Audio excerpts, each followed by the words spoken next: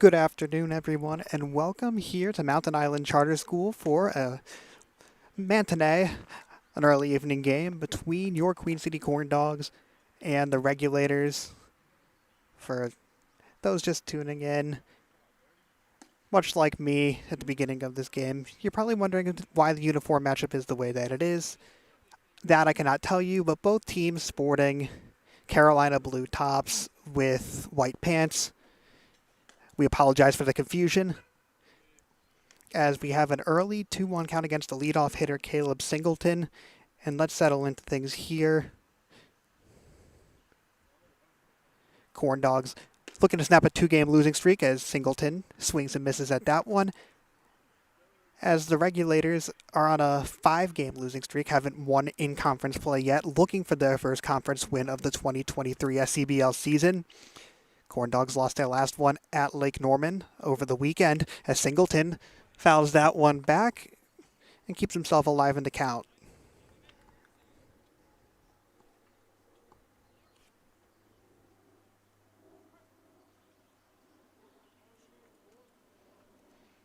This pitch is high, so bring it to a full count as we're getting things started here underway. Thank you for joining us today. I'm Jonah Weintraub with the Corndogs cast.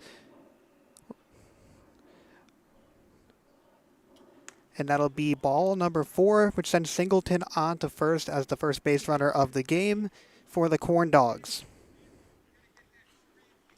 And that brings up the reigning SCBL Player of the Week, Cannon Pierce. Pierce had a .500 average last week, had 8 hits, and one of those was a solo shot in a game that we were calling. So, as that one is just outside for ball number 1. Pierce has worked his way all the way up to second in the lineup for the Corndogs.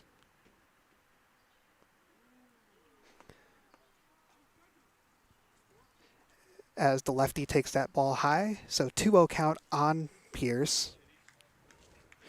Pierce, the UNC Asheville product, has ascended through the batting order for the Corndogs, and rightfully so. Number 10 for Queen City is batting .409 on the season and has 9 hits and 7 RBIs. He's been putting in the work at the plate. Has Pierce, as that one is in for strike 1.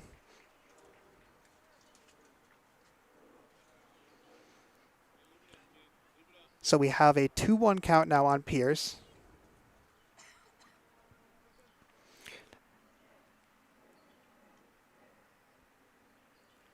Who fouls that one back, bringing it to a 2-2 count now. Singleton still on first, and where to be of Singleton, who, as the leadoff man, has 4 stolen bases on the year for the Corndogs. Among the team leaders, in fact, Cannon Pierce actually leads the team with 6 stolen bases, so he can do it all over the field, really, as that one is going to be lined right into the outfield. Singleton not going to try to get to third, so now 2 runners on for the Corndogs, 2 at-bats, and a pretty successful start after an 8-5 loss at Lake Norman over the weekend. In that loss, the Corndogs struck out 9 times against Lake Norman, but they actually got 12 hits at the same time. It's just that none of them were for extra bases. And as a result, only 3 RBIs for the Corndogs against the Copperheads. Trying to be more productive with those runners on base today, and they have 2 of them to start off as the pitch is in and fouled back. In the at bat right now for the Corndogs is none other than Tyler Cotto. Cotto, the premier power hitter for this Dogs roster, has been nothing short of great, leading the SCBL in home runs. Has 4 on the season, but 2 in conference play.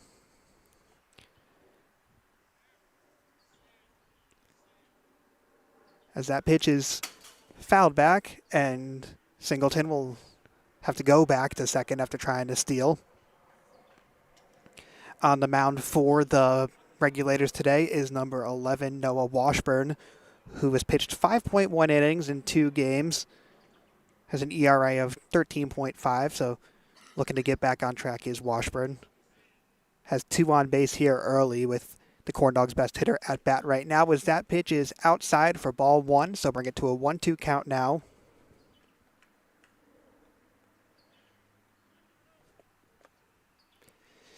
Today's game is actually a doubleheader. Second game set to Get first pitch at 7 as Cotto goes swinging on that one and gets the first out of the inning for the Regulators. Washburn gets his first strikeout of the game. And that sends Peter Gullo to the plate for the Dogs.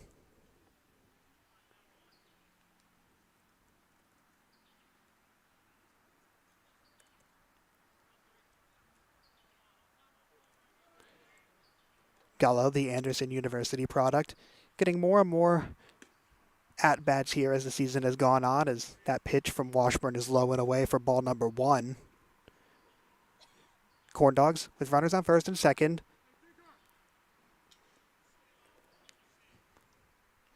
And those two runners happen to be two of the best base stealers on the Corndogs roster, as that pitch is also low and away. So a 2-0 count here for Gullo.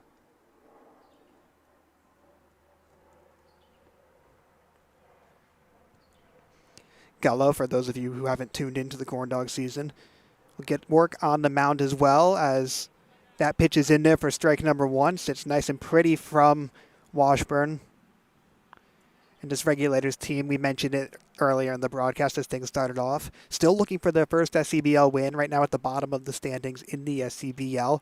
Obviously very early in the season, so trying to get back on track. Are they, as that one is blooped up, going to be just fouled down the right baseline. The right field line, excuse me. And so now it's a 2-2 count. Still just one out for the Corndogs. And surprisingly, neither of the runners, well, at least Singleton that is, hasn't tried to send it over to third base, as Gullo cranks that one out into the outfield. It'll be caught at center field, and Singleton won't go, so a second out right there. And much like last game, the Corndogs early aren't capitalizing on their runners on base. So that brings up Harrison Bouthillette.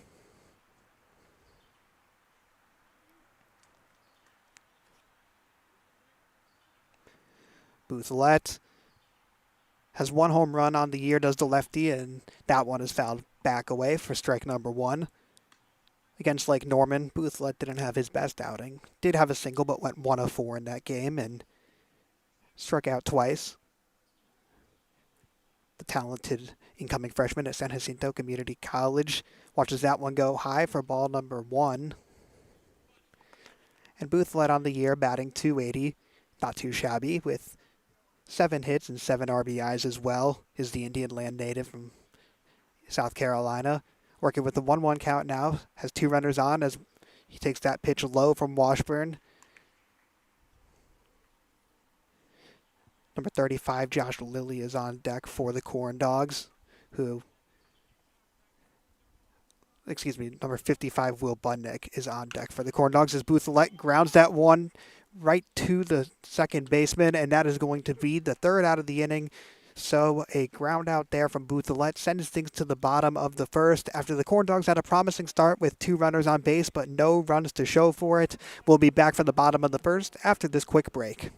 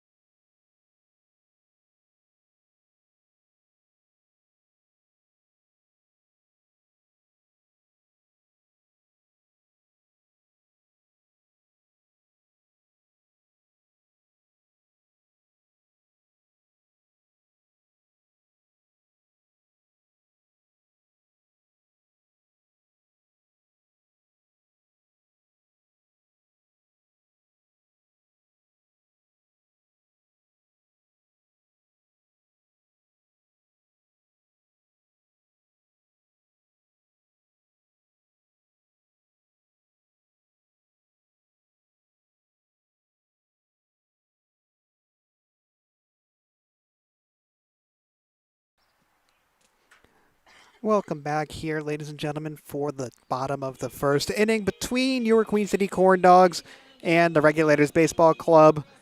The Regulators visiting, the Corndogs visiting the Regulators for the first time this season, playing here at Mountain Island Charter School up in Mount Holly, North Carolina.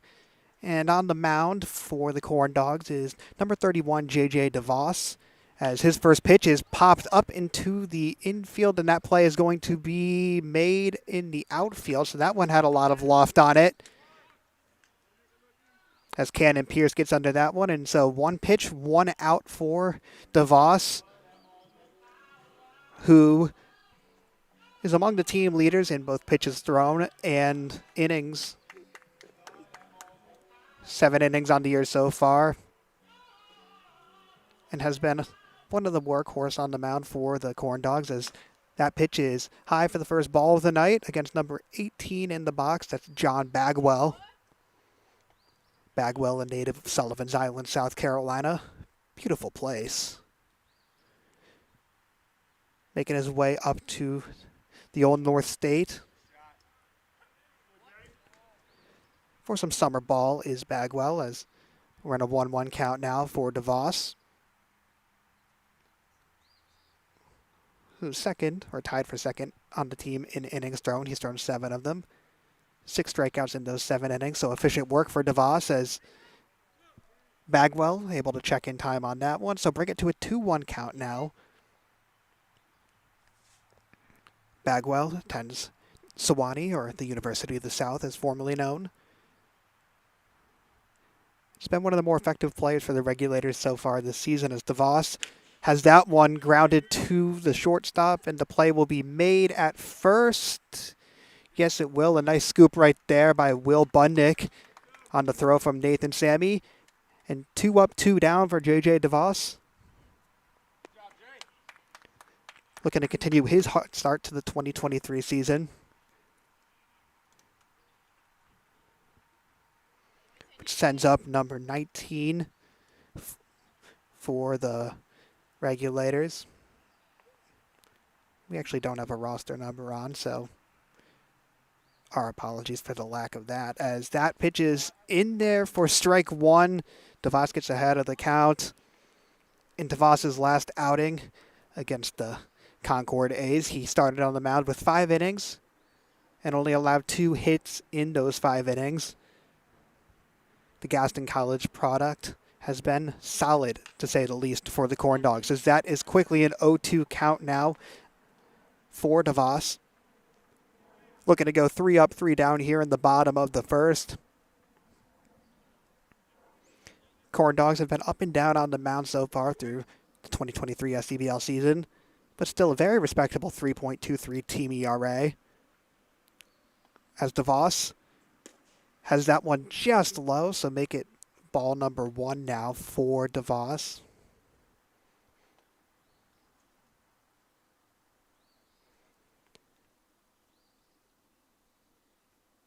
Batters on the year hitting .246 against the Corndogs. That number has steadily risen as the Corndogs have started to lose more games, and that will be, oh no, it won't. A nice play at second base, and the third out of the inning. Dave Masri took that one off the one bounce and gets the Corndogs to the top of the second. Tie game here between the Corndogs and the Regulators, 0-0 heading into the second.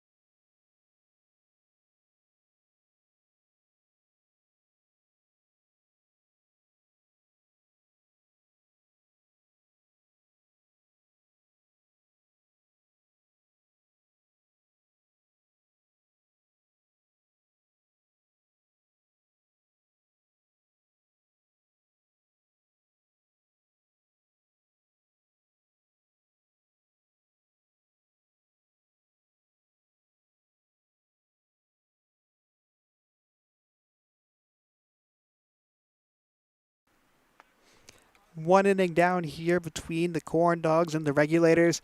Knotted up at 0 as Washburn on the mound for his second inning of work. Throws ball 1 high to Will Budnick, the lefty at the plate for the Corndogs. And now Washburn able to even up the count right there with a nice off speed on pitch number 2 of the at-bat. Budnick having a solid season so far for the Corndogs, batting .261 as that pitch is just low.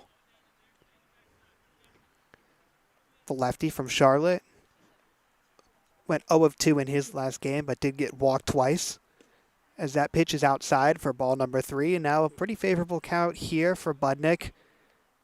Washburn allowed the first 2 batters, Singleton and Pierce, to get on base in the top of the first, but bounced back nicely as that one is going to be inside, but strike number 2, says the umpire. So we're up at a full count here on the first at-bat of the second inning. Budnick with 6 hits on the year, trying to make it 7, but that one goes further high than it goes far as the first baseman's able to get under it right there. And 1 out here for the Corndogs on the pop fly, which sends up Dave Masri, who just made the nice play at second base to get the first out of the final out of the first inning for the Corndogs. Masri goes to Williams College, watches that one go for ball number 1. And Masri went 2 of 5 versus Lake Norman. Had an RBI single in that game as that pitch bounces off the turf. Emphasis on the turf because we are playing on a turf field this afternoon. So, ball might bounce a little bit more than it does at the Friar. As that one is lined right down the middle. Will the second baseman get there in time? And he will, but the play won't be able to be made. The ball slipped out of his hand. And now the Corndogs have their third base runner of the night as Masri makes his way over to first on an infield single.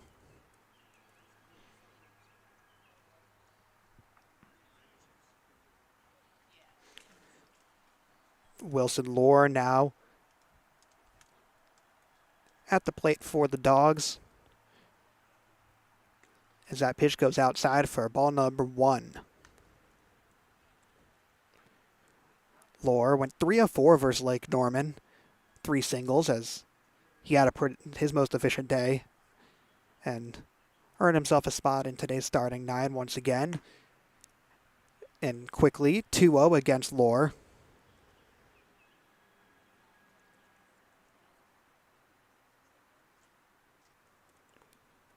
Lohr on the season is batting .417, has gotten that average up mightily. And that one goes off the turf as Masri chugs on over to second base, so give him the steal via the wild pitch.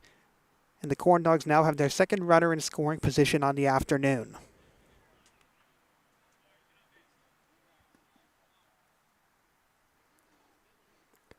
Washburn checks back at Masri as that pitch is going to be in there for strike number 1. Trying to climb his way back into this at-bat is Washburn.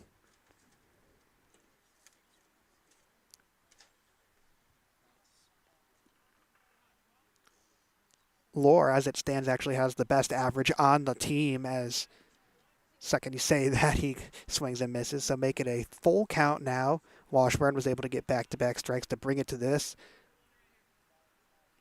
No outs yet for the Regulators.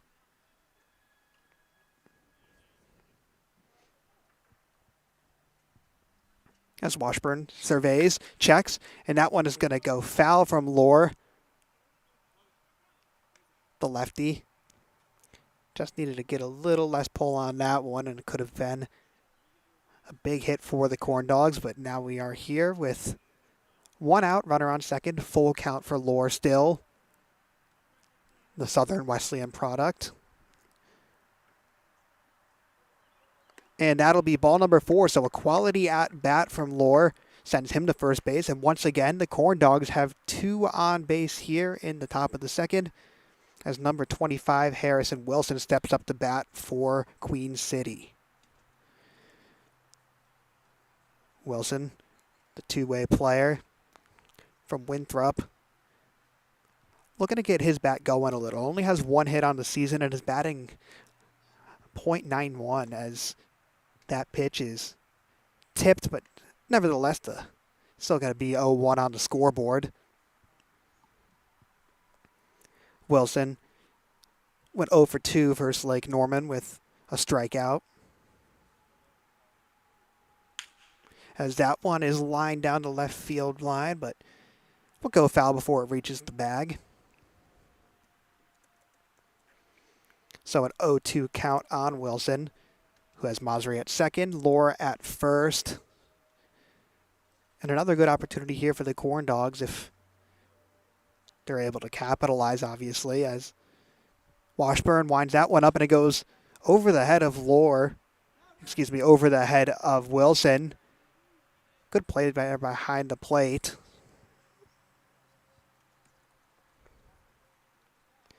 So a 1-2 count now after that pitch almost went towards the stop.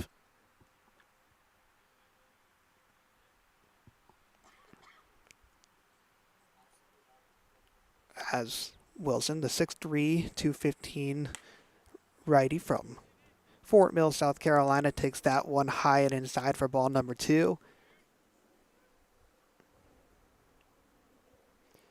Corndogs won the last matchup between these two teams 14-1. And after back-to-back losses for Queen City, a similar result tonight would be much welcomed, as that one is low and away for ball number 3. So after going down to 0-2 in the count, Harris and Wilson able to completely get back into this thing. Some good presence in the batter's box right there from Wilson, as Washburn has that one popped up into the right field. It'll be caught. Masri trying to get to third, and he'll get there in time. So now runners on the corners for the Dogs, 2 outs, and Nathan Sammy heading up to bat for Queen City.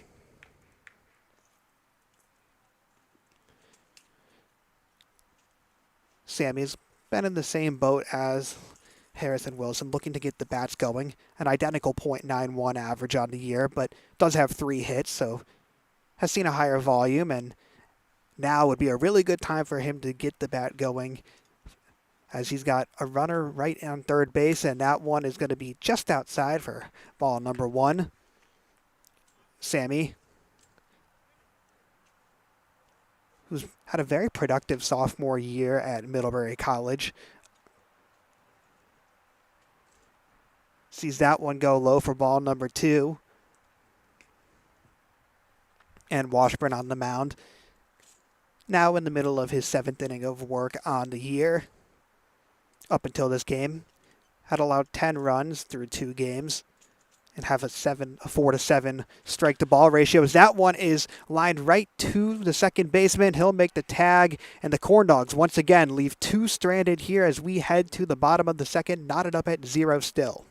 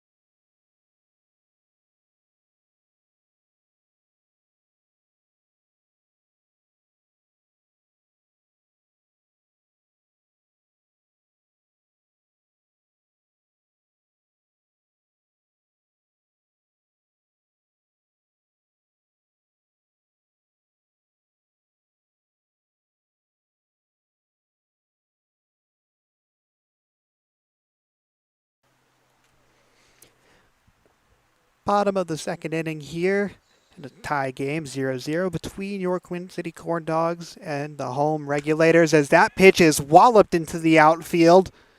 Singleton will be able to get under it, though, so a big hit right there by the Regulators, but not enough distance on that one, as DeVos for the second straight inning goes with one pitch, one out, and looking to make quick work of the Regulators side once again, as number 7, Luis Morales, steps up to bat.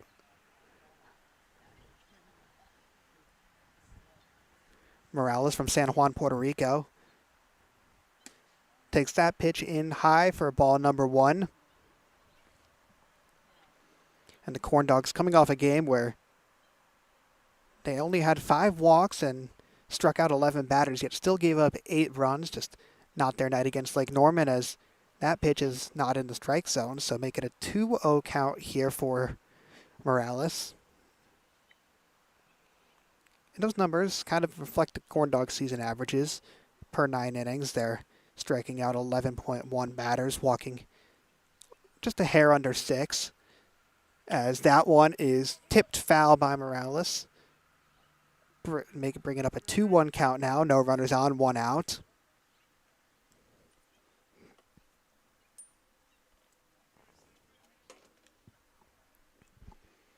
In his last start, DeVos threw 4 strikeouts in 5 innings.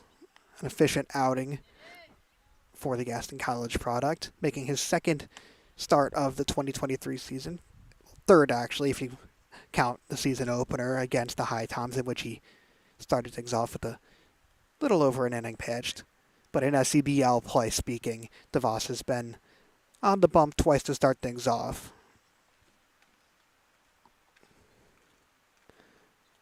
Morales with the 3-1 count, watches that one go for a ball, so bring him to first base. He'll be the first base runner of the night for the Regulators. And Morales with 2 steals on the year. Someone to watch out for on the base path. Which sends up number 23, Josh Lale. The lefty goes to Milligan. It's from Charlotte. Staying close to home this summer with the Regulators. As Morales takes the lead, and that pitch will go for ball number 1.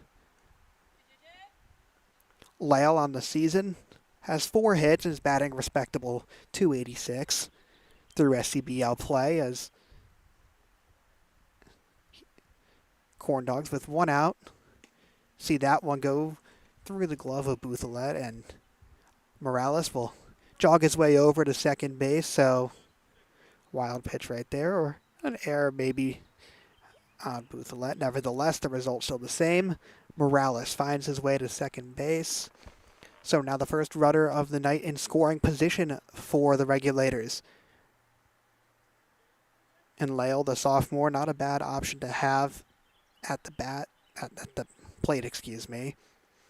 As that pitch from DeVos is high for ball number 3, so the strike zone, eluding DeVos a little bit early here in this second inning. Down 3-0 in the count after walking Morales in his last at-bat.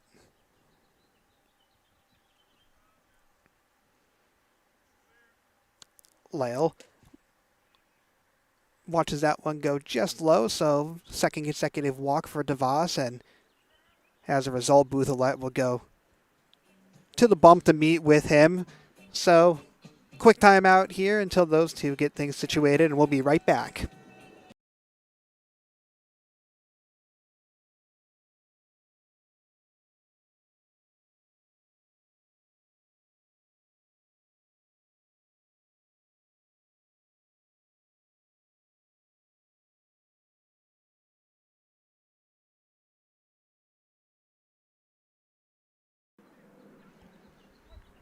Well, when we said a quick timeout, we really meant it. So back here, runners on first and second for the Regulators, 1 out.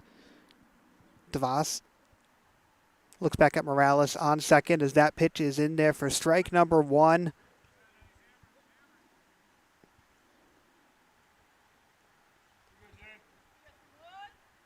DeVos working on the 0-1 count now. Trying to keep this Regulators squad at bay, as that'll be strike number 2. That one painted the corner. Beautiful pitch from DeVos, as after back-to-back walks here, getting up 0-2 in the count.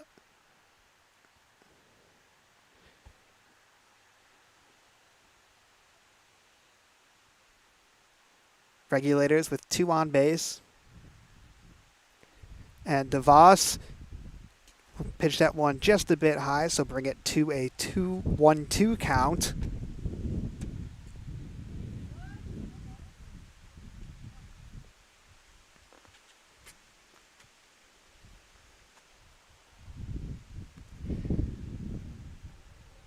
Morales is going to go. Both runners are going to go, and that pitch is going to be hit into the left field can, and Pierce makes the catch. And can he get it back in time?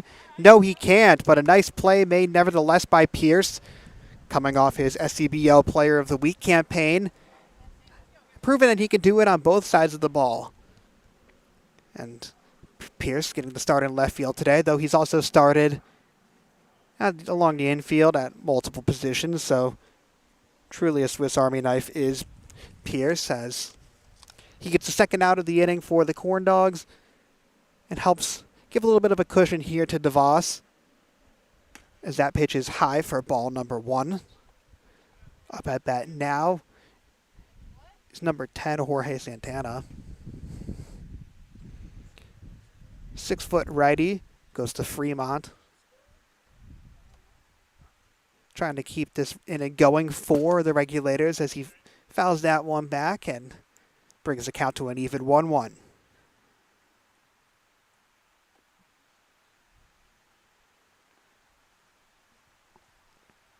Regulators, only team in the SCBL yet to pick up a win, 0-5 in their conference games thus far. The Corndogs, meanwhile, 3-3. Big game for both squads, as that pitch is whiffed on by Santana, and now DeVos, after allowing back-to-back walks, is only 1 strike away from getting the Corndogs out of this inning without any runs ceded. Santana working on a 1-2 count. Have to defend the plate here, as both runners are going to go.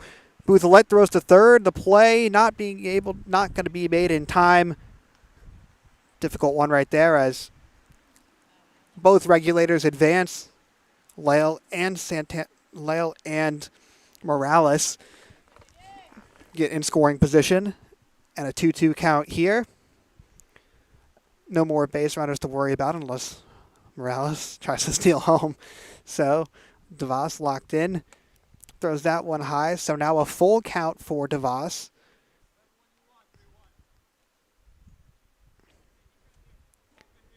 Big moment here where it could either possibly load the bases for the Regulators, or DeVos can get the Corndogs to the top of the third.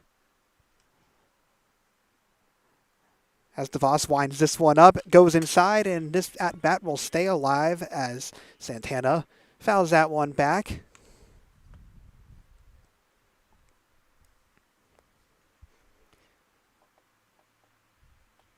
DeVos, the 6'1", 200-pound native of Harrisburg, North Carolina, not too far away here. Pitches nearby at Gaston College as another foul ball from Santana. Good job right there by number 10, keeping himself alive for the Regulators and keeping this inning alive for the Regulators.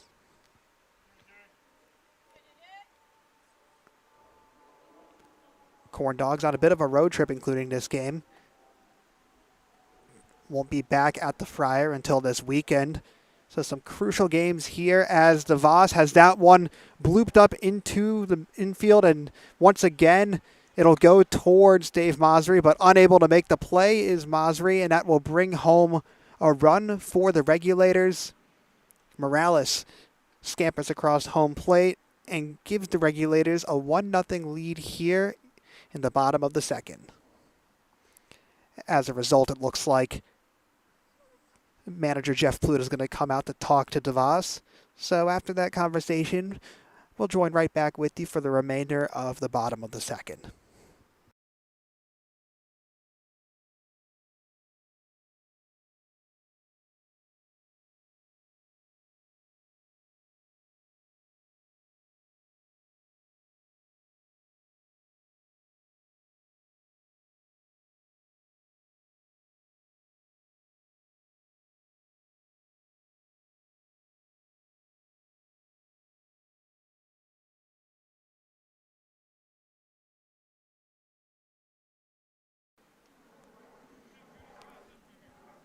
After that quick chat with manager Jeff Pluta, DeVos steps back on the mound. Runners on the corners for the Regulators, 2 outs. And a 1-0 lead for the home team as that pitch is high for ball number 1.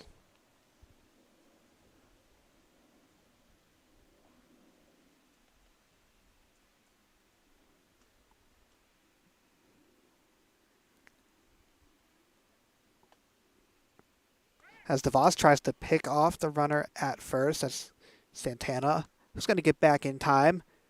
Santana on that last at-bat, stuck in there pretty well and got the RBI single. Wasn't the prettiest single you'll ever see, but gets the job done as DeVos with the 1-0 count beams that one in, but it'll be just outside for ball number 2.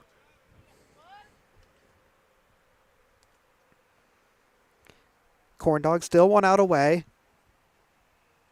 Lale resides at third, Santana at first.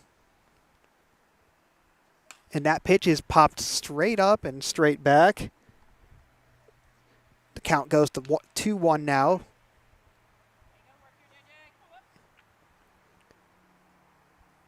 As DeVos on the bump for the Corndogs, trying to minimize the damage done this inning. Allowed the 1 run on that last RBI single. Can bounce back here as it looks like Santana's going to go. The pitch is in there for strike number 2. So even though Santana gives the Regulators another runner in scoring position, DeVos racks up another strike. So once again, just 1 pitch away here for JJ and the Queen City defense. As that one bounces off the turf and Lale rumbles across home plate.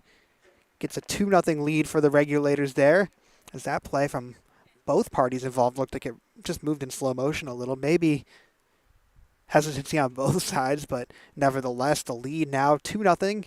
And that brings up a full count. Meanwhile, Santana gets over to third base. So 1 more in scoring position for the the Regulators. And the Regulators looking good for the only team in the SCBL to not pick up a win so far this season against one of the Corndogs' better pitchers. As that pitch is going to be in there for strike number 3 looking. So 2 runs allowed here in the bottom of the second. But the Corndogs avoid any further damage and bring this thing to the top of the third with the Regulators up 2-0 here early.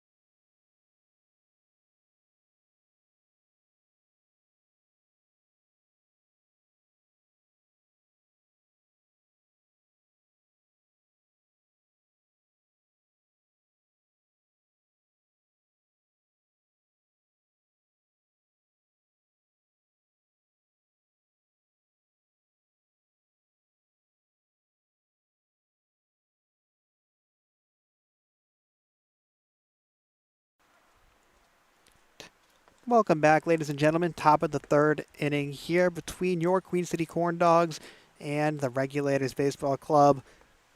Regulators out to a 2-0 lead after scoring twice in the bottom of last inning. And Singleton rips that one right to the first baseman. Easy tip play made right there. As the Corndogs record their first out of the inning. Top of the order back up.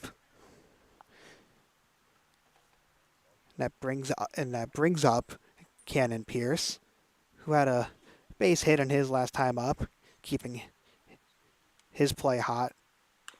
And that one chopped towards the Corndogs dugout. Pierce got some rest against the Copperheads, but coming off that doubleheader against Statesville, in which he went 2 of 5 with that solo home run, one of the few bright spots for the Corndogs over their last 2 games.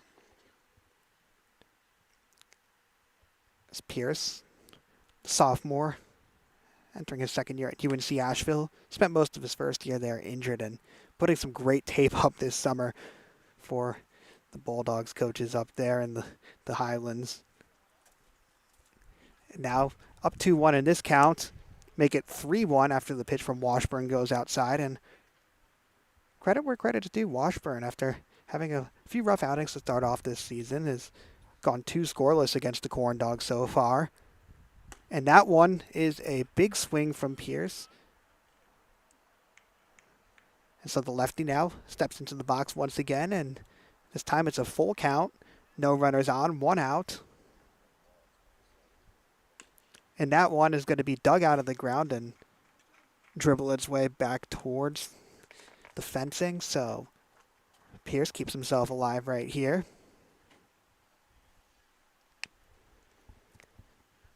Pierce, who has the best on-base percentage out of any Corndog, has that one fouled back once again.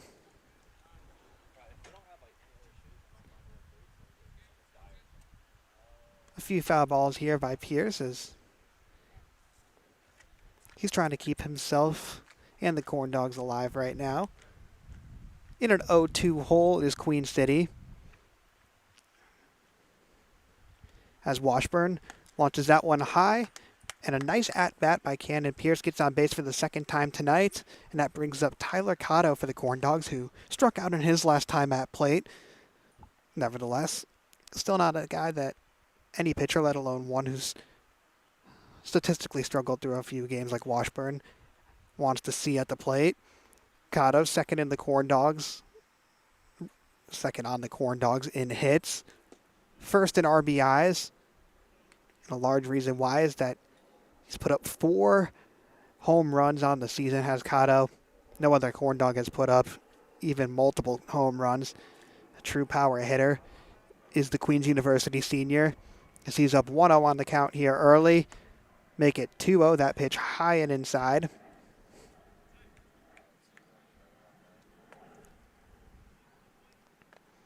Cotto, between Hendersonville, the Honeycrisps win, Statesville, and the Regulators, recorded 3 straight home runs, but that'll do just fine as he gets on base for the first time tonight with a base hit. So back-to-back base runners for the Corndogs as Cotto records the single. And now for the third straight inning, Queen City has runners on first and second, as indicated by the 0 on the scoreboard, though. Corndogs not able to do much with those runners, but that brings up Peter Gullo for his second at-bat, as that pitch is cracked right towards second base, and the double play will be made to end the inning. Beautiful job right there by the Regulators, and once again the Corndogs come up with nada after having 2 base runners, and that sends us to the bottom of the third with the Regulators keeping their 2-0 lead intact.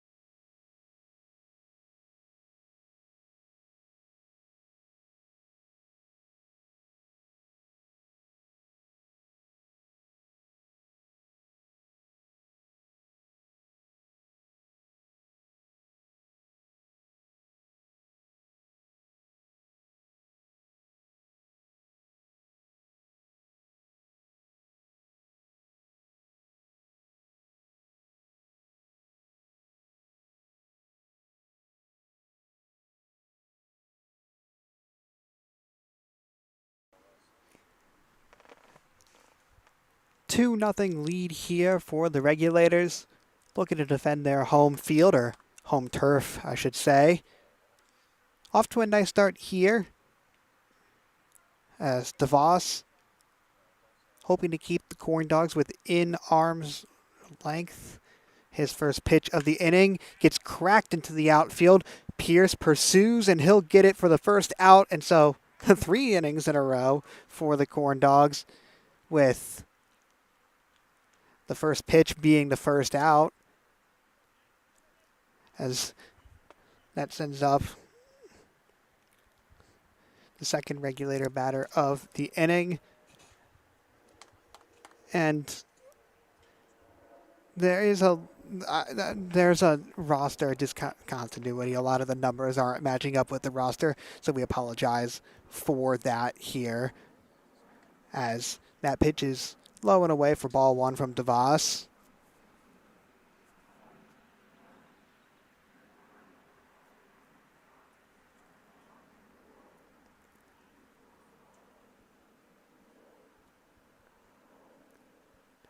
DeVos gets strike 1 right there on the foul tip, and he's familiar with pitching in this area. Goes to Gaston College, as we're near Gaston County. I don't know exactly where the Mountain Island Charter School lies. Nevertheless, still nearby where DeVos has thrown for the last couple of years, as that one is fouled off the leg of the batter, bringing it up a 1-2 count here. And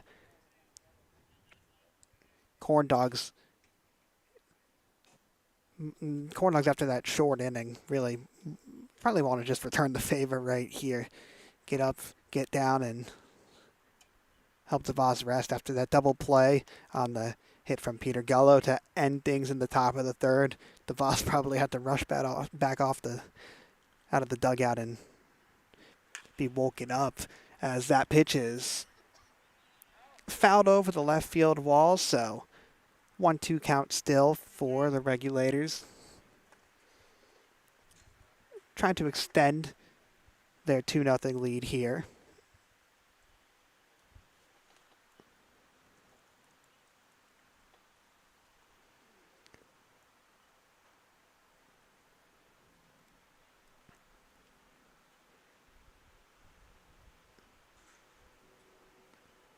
DeVos warming himself up on the mound. The righty laces that one in, and it'll be fouled off once again. So a little early theme in this one is that Regulators have been able to keep at-bats going with those foul balls, and more often than not, it's paid off pretty well for the home team tonight. I would say the team in blue, but both teams wearing pretty similar uniforms, as that one, speak of the devil, is ripped right into right field. So a base runner for the Regulators.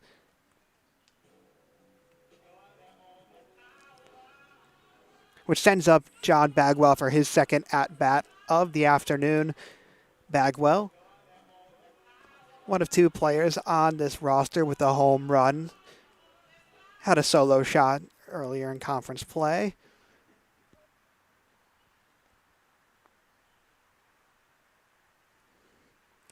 As that pitch is right down Main Street for strike number 1. So runner on first, 1 out. Corndogs down 2-0 here. Looking to snap their 2-game losing skid. Corndogs season thus far has been a seesaw, fair to say the least. 3 convincing wins to start things off, then a 12-run loss, then 3 other convincing wins, 4 actually, and now back-to-back losses. So which Corndogs team are you going to see on any given day? And that's really the question here, as the season has just started. And a runner will go for the Regulators and get over to second base. So once again, the Regulators very happy to steal second. Not hesitating whatsoever. They're going to test Booth-Alette tonight, and so far they've passed with flying colors. as DeVos with the 1-1 count ropes that one in for strike number 2, and a nice pitch right there from DeVos as Bagwell now has to defend the bag well with the 1-2 count.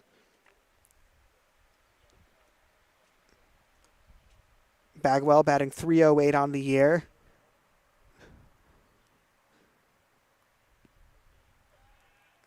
Will not see a pitch as DeVos, cognizant of the runner on second base.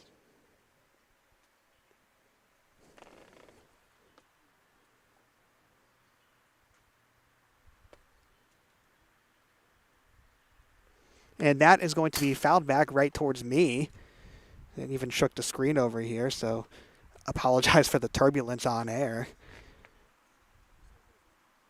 As that will once again bring up a 1-2 count.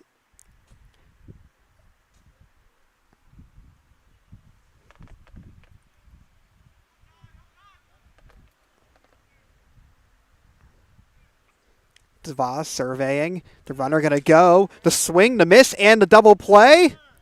Nope, that won't be, but nevertheless a great throw from Boothlet to Wilson. Runner advances to third. DeVos gets another strikeout.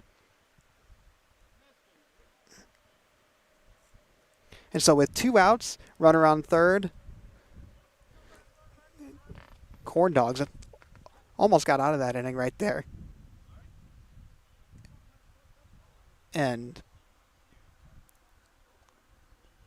Coach Pluta for the Corndogs is going to have a conversation with the umpire.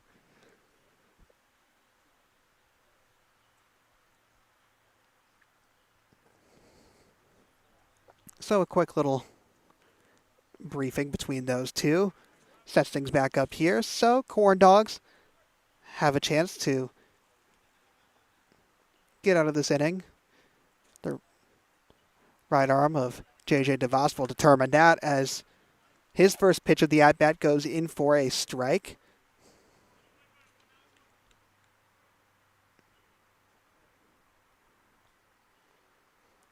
DeVos, who earned the first start of the year for the Corndogs against the High Toms, sees that one fly into center field, and Singleton will get right under it. So a scoreless inning for DeVos, and this thing stays at 2-0 in favor of the Regulators as we head into the top of the 4th inning. In Game 1 of a doubleheader between these two squads, we'll be right back for the start of the 4th after this break.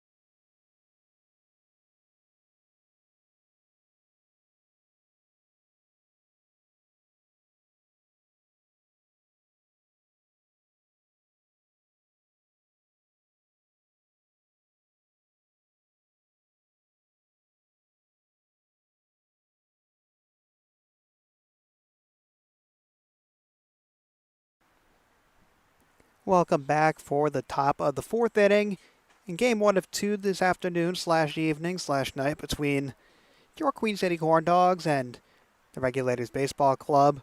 Regulators out to a 2-0 lead here in Game 1 as the first pitch of the inning from Noah Washburn Just goes just outside for ball number 1. And up to bat first for the Corndogs here in the 4th is Harrison Bouthelette, who's out to a 2-0 count right now. Bouthelette grounded out his last time up to bat.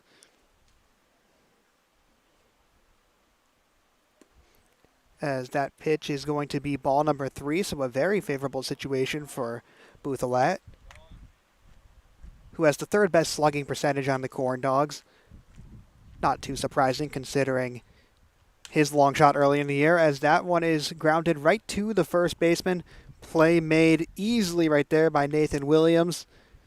And 1 up, 1 down for Washburn, who, despite entering this game with a 13.5 ERA, has blanked the Corndogs through 3 innings and some change. As Will Budnick, who popped out his last time, takes ball 1 right there.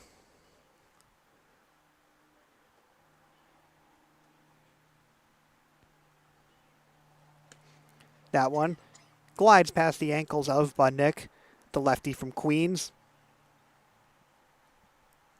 who's been a staple of this Corndogs lineup really since game 1.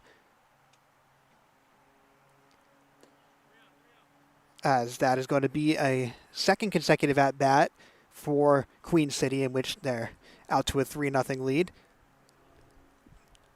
Moments ago, the Bouthelette ground out right to first, gave the first out of the inning to the Regulators, as that pitch right down the center for strike number 1. And with 1 out, no runners on, Budnick trying to get something going here for the Dogs, as that pitch is going to be high for ball number 4. So a walk on Budnick, and the first base runner of this inning for the Dogs. Sends up Dave Masri, who singled his last time out. Masri, the native of Weddington, North Carolina, who plays in Massachusetts for college at Williams College, sees that pitch go outside for ball number 1. Masri batting .350 on the season. The infielder really plays at short and second the most, so he'll take that pitch and looking for strike number 1. So a 1-1 count. Budnick on first.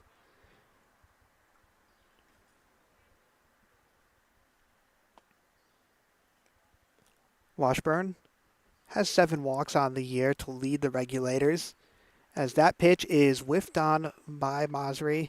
Make it a 1-2 count now, and the bottom of the order coming up for the Corndogs.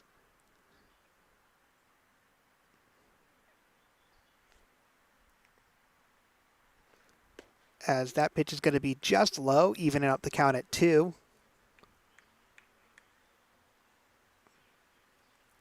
Corndogs' first trip to Mountain Island Charter School for a matchup with the Regulators.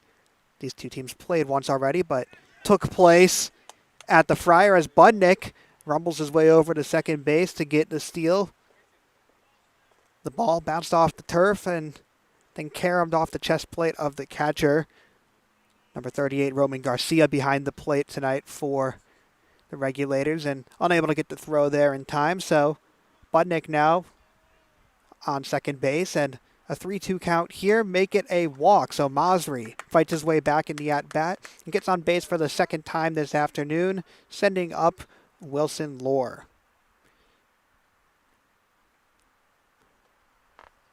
A meeting on the mound here for the Regulators, as the 5th walk of the night just seated right there by Washburn. We mentioned that he leads the Regulators in walks with 7 on the year. So far is nearing that number tonight through 4 innings pitched. But looks like they're going to keep him on the mound. And at this rate, why not? He's been having his best game of the season thus far. Very productive through 3 innings and some change, and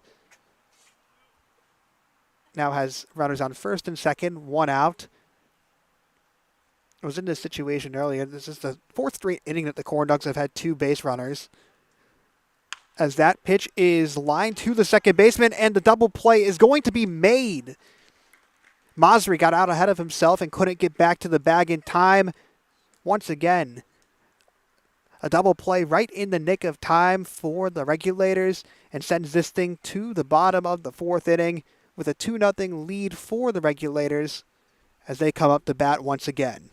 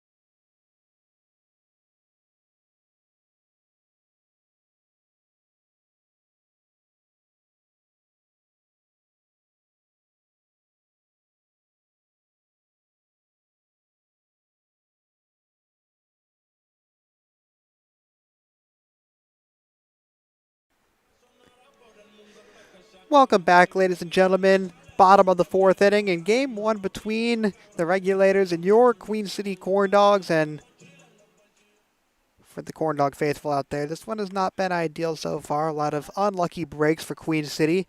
Yet, still in this game, only 2-0 in favor of the Regulators as DeVos takes the mound once again for Queen City. And his first pitch is going to be up high for ball number 1.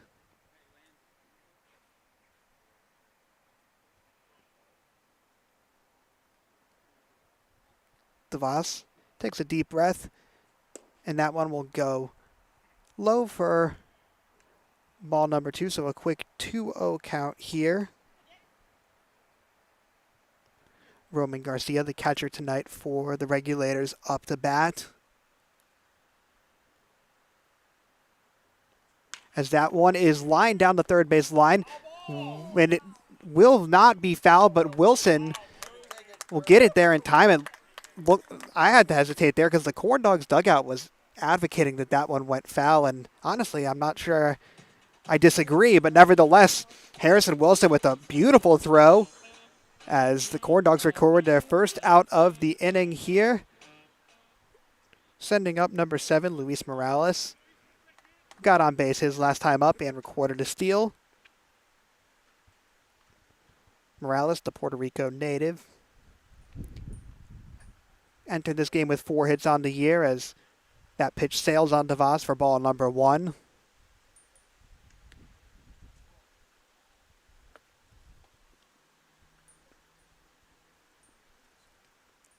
No runners on. 1-0 count. 1 out. And make it a 2-0 count now. Morales playing center field tonight.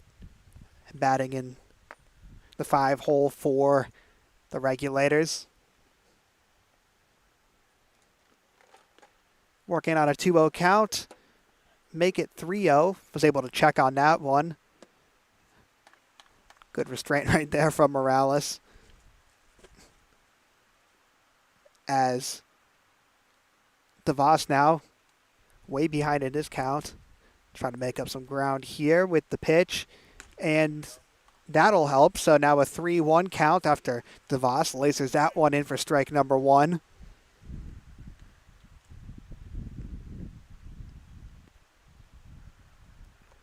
DeVos, who has the fourth most pitches thrown entering this game for the Corndogs. That number certainly is going to up itself tonight. As Morales takes his second trip to first base of the game, which sends up number 23, Josh Lale.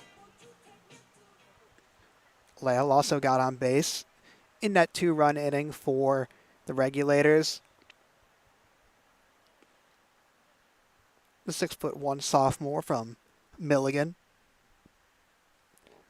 sees pitch one and takes strike one looking. Nice start to this at-bat for DeVos.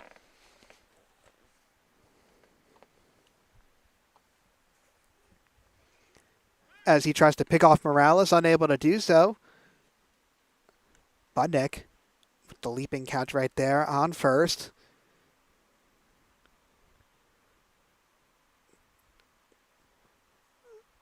As Lale, the lefty, with the 0-1 count, takes a crack at that one, goes to Masri, tags second, and gets it at first for the double play.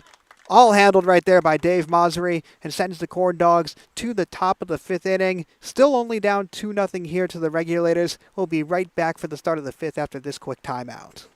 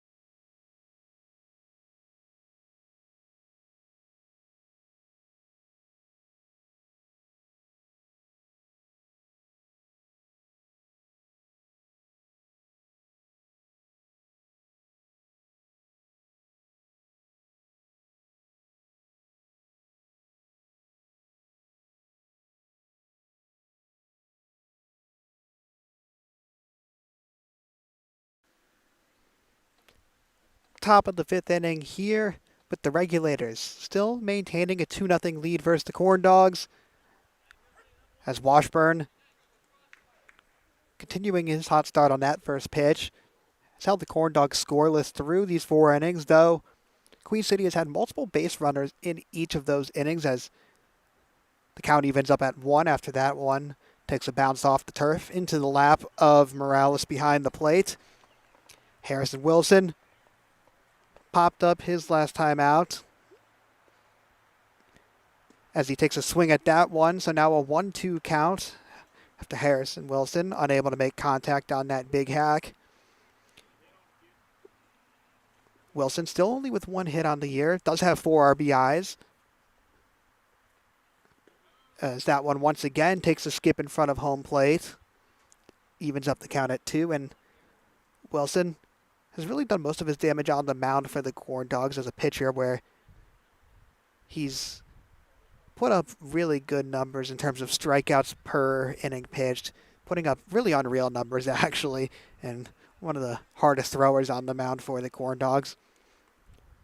He pitched one inning versus this Regulators squad and had 2 strikeouts and allowed no runs in that outing against the Regulators as he gets that one over to third base. Wilson gunning it towards first, and the play going to be made in time. A nice play right there from number 23, Josh Lale, to get the first out of the inning. Wilson with a nicely placed hit right there in the infield, but just a better defensive play as Nathan Sammy comes up, batting in the bottom of the order for the Corndogs. No runners on, now 1 out, as Washburn winds this one up, and it'll go low for ball number 1.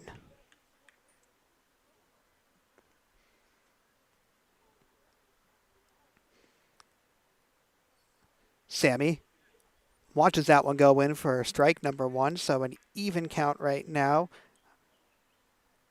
on the rising junior. That one goes near the dome of Sammy, had to scoot back in the batter's box right there. So now a 2-1 count as that one drops by the ankles of Nathan Sammy, and a favorable 3-1 count here. Sammy, 3 hits on the year. Charlotte native, played at Charlotte Ladin, as that one is going to make it a full count. A nice pitch from Washburn to bring things to a 3-2 count. And a chance here to go 2 up, 2 down for Washburn. But unable to do so there. A nice quality at bat from Sammy as he takes the walk over to first base and gives the Corndogs their first base runner of the inning.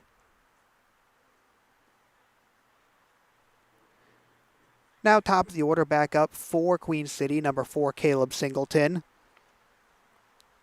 The South Carolina native who plays college ball at Lander University has had a very nice start to the season for Queen City as he lays a bunt right there, but fouls back towards the stop. So count now 1-0-1 in favor of Washburn. Sammy taking a moderate lead at first base. Washburn surveying him as Singleton, the lefty, watches that pitch go high, and Sammy able to pitter-patter his way back to first base before the play could be made. So an even 1-1 count now on Singleton, who's batting .400 on the season. 8 hits, 7 RBIs, and Sammy is going to go on that one. Will he get there in time? Yes, he will. The tag unable to be made as Nathan Sammy stands up with a stolen base, and now a 2-1 count and a runner in scoring position for the Corndogs. Close call over there at second base. Credit to Luis Morales behind the plate for the throw. Roman Garcia for the throw. As that one is popped straight up by Singleton.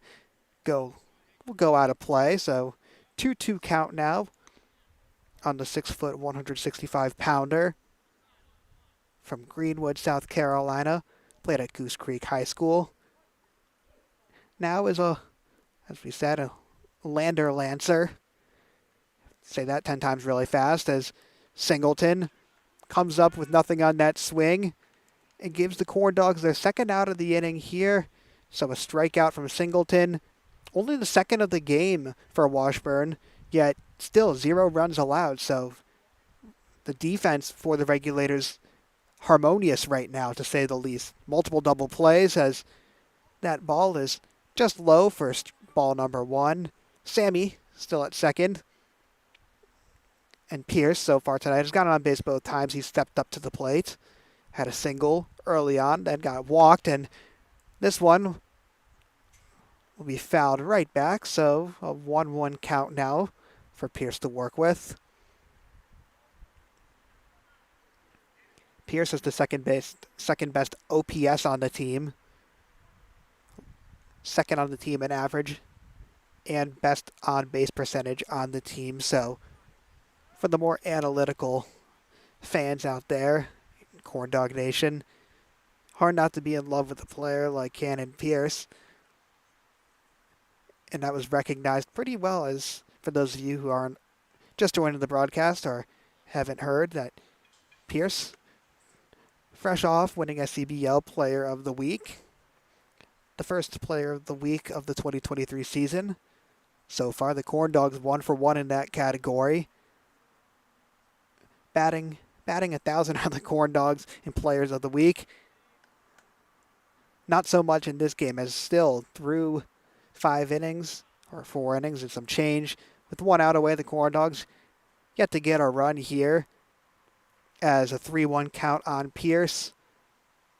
With Sammy at second, the pitch coming from Washburn, and Pierce lines that one into the right field. Sammy rounding third, trying to gun it home, and he will in time as Pierce able to get to second. So that'll be a double for Cannon Pierce, the first extra base hit of the night for the Corndogs.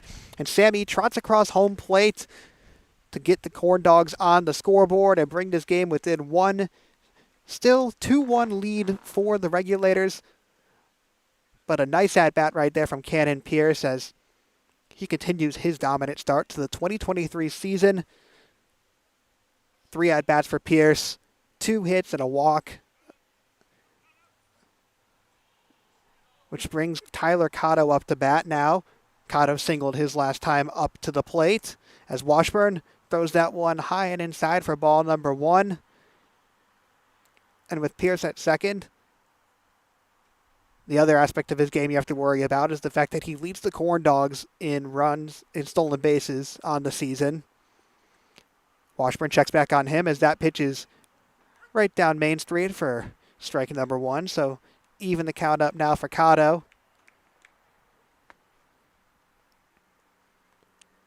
Cotto only went 1 of 4 against the Copperheads, but still batting .400 on the season with 4 home runs, and that one tipped right back to the catcher behind the plate, Garcia. So now 1-2 count on Cotto.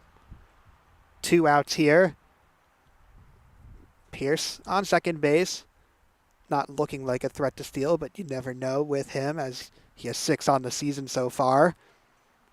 And Washburn trying to get out of this inning with only the 1 run allowed as that pitch bounces off the glove of Garcia and allows Pierce to trek his way over to third. And so now a golden opportunity for the Corndogs here to tie this thing up. Cotto, one of the best hitters for Queen City at the plate, working with the 2-2 count, 2 outs. Cotto, the Arizona native, originally attended Austin Peay, now goes to Queen's University of Charlotte as that one is rifled into the outfield, and that is going to be gone! 5th home run of the season for Tyler Cotto as he continues to rack up the bombs and gives the Corndogs a 3-2 lead here in the top of the 5th inning. Tyler Cotto, ladies and gentlemen, what more can you ask for your 3-hitter as he gets his 4th home run in 5 games, his 5th of the season, and gives the Corndogs their first lead of the contest.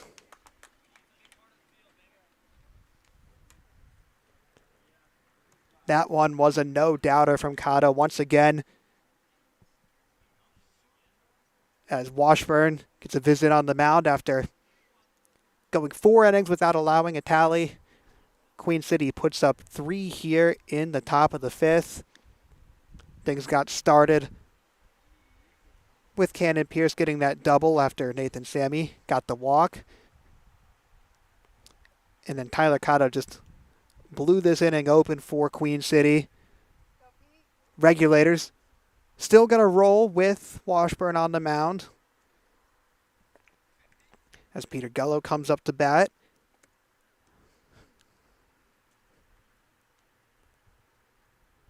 So far on the night, 0 of 2, but made contact both times with a pop out and a ground out as that one is low for ball number 1, and the Corndogs, off the bat of Tyler Cotto, propel themselves to a 3-2 lead here with 2 outs.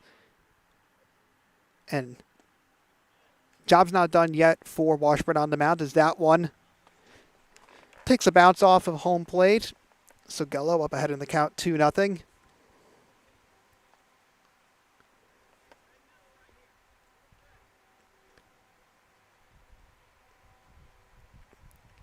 That pitch is going to be ball number 3, and Gallo, who plays first base and dabbles in some pitching as well, the Charlotte native. With a very favorable situation right here. Takes that strike looking right down the middle. Didn't like what he sees. Still ahead in the count, and Corndogs trying to strike the iron while it's hot. That's a nice at-bat right there from Gallo. Gets him on base for the first time this afternoon. So another walk, and it looks like that may be it for Washburn. The manager for the Regulators once again coming out to talk to his starting pitcher, Trent Carr, the manager for the Regulators. So we'll be right back after this meeting and let you know what Regulators choose to do here as the Corndogs have taken a 3-2 lead in the top of the 5th. We'll be right back.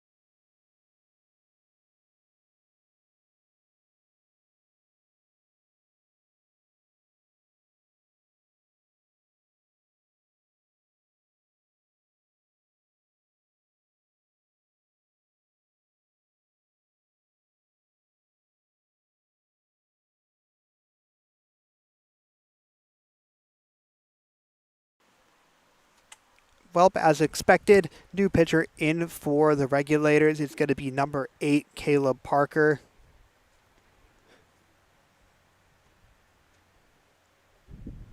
Parker, who has yet to get any work, let alone an appearance this season. Getting a tough test here against Harrison Bouthelet in his first at-bat pitched of the season. Gallo on first base after the walk, and Bouthelet wanted a piece of that one, but comes up with nothing. So Bouthelet, who's grounded out twice tonight, trying to get his first hit of the afternoon, and that one skates by the ankles of Bouthelet, which allows Gallo to take a leisurely jog over to second base. And looks like he'll be replaced with a new runner.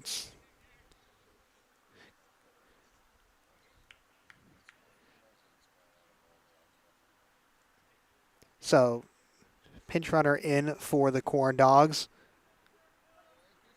Bouthelet with a 3-1 count at the plate. Bouthelet's 0-2 on the night. Trying to turn that around here with a runner in scoring position. 2 outs, and that pitch is going to be ball number 4, so the first time on base for Bouthelet, which brings up Will Budnick, also in search of his first hit on the afternoon. So 2 on, 2 outs in a 3-run inning for the Corndogs. Things got kicked off with Nathan Sammy taking a walk, then getting on to home with a Cannon Pierce double. Then after that, heavy lifting done by Tyler Cotto, got his 5th home run of the SCBL campaign. Really putting up absurd numbers. Hitting for distance is Cotto, as now the Corndogs, once down 2-0, are on top 3-2 with Budnick down in the count 1-2. 2 runners on.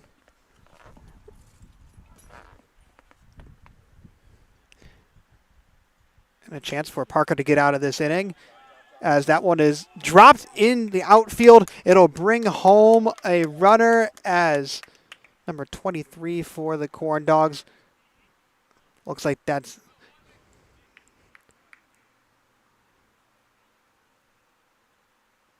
I believe that's Miller St. John, making his first appearance of the 2023 SCBL season. We'll fact check on that throughout the inning, but that brings home the 4th run for the Corndogs on the RBI single. Placed perfectly in between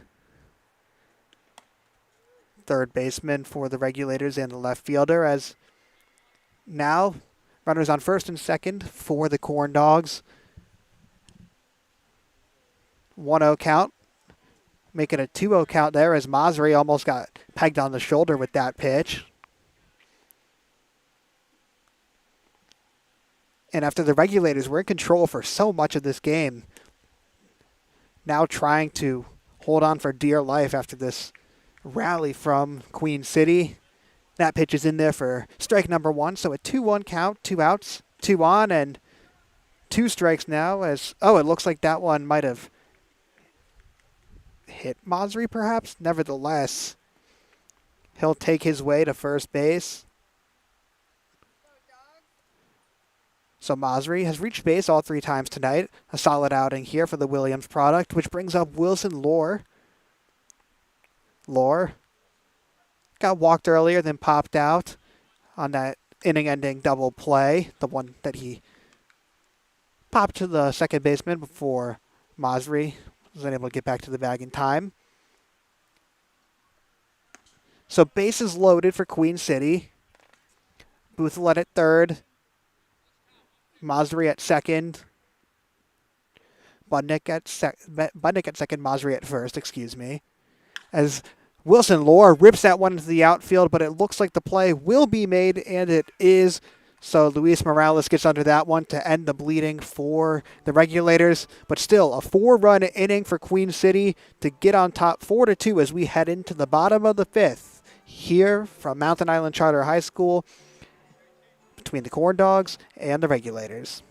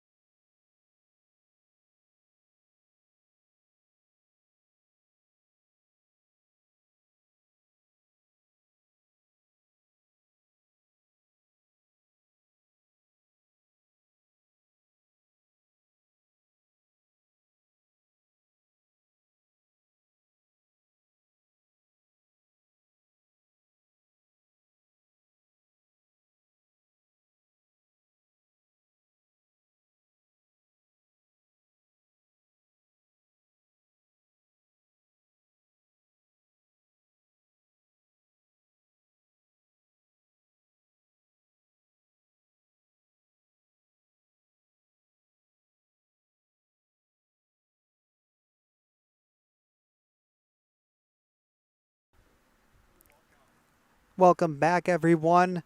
Bottom of the fifth inning here with the Corndogs. Now on top 4-2 after a 4-run top of the fifth inning and a new pitcher in for Queen City after a solid 4 innings on the mound from J.J. DeVos. Now in the game is Ashton Wolf on the bump. The lefty freshman working on a 1-1 count. First batter that he'll face is number 51, Nathan Williams. He's playing at first base tonight. And Williams, looking to get his bat going through conference play, is only hitting .91 from an average perspective in terms of batting average. And 11 at-bats, so trying to improve on that as he gets a piece of that one. Frustrated with himself that he couldn't get more, so make it a 2-2 count now.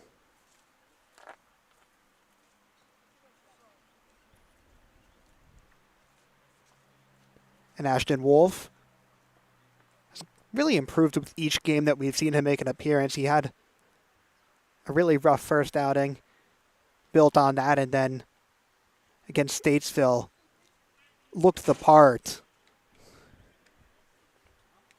In fact, that game, it was a loss for the Corndogs, the second game of that doubleheader versus Statesville, in which the Corndogs lost 1-7, but it wasn't at the fault of Wolf. There were 2 runs in that inning that he pitched, but they were both unearned, so not his fault. In fact, it was a miscommunication in the outfield. That's going to be strike number 3.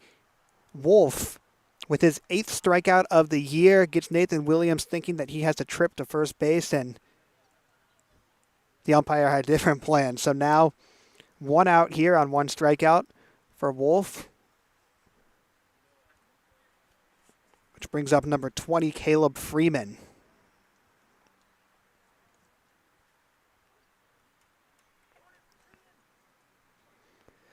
Freeman, a 6'4", 230-pounder. Big guy in the plate. Originally went to UNC Greensboro. And watches that first pitch from Wolf go low for ball number 1.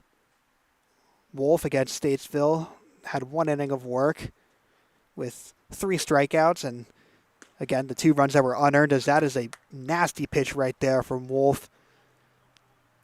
One of the better off-speed throwers for this Corndogs roster, and you can see it right there. A lot of movement on that one. As the lefty winds up and now gets in a 2-1 hole. Freeman getting his first at-bat of the game. Originally went to UNC Greensboro, now at North Greenville. As that one is tipped towards Nathan Sammy at short. Sammy fires across the field, and the play made. So 2 up, 2 down for Wolf and the Corndogs, building off the momentum that the offense started in the top of the 5th inning. As that sends up number 22 for the Regulators. That's Andrew Goodman. Goodman, the Mooresville native.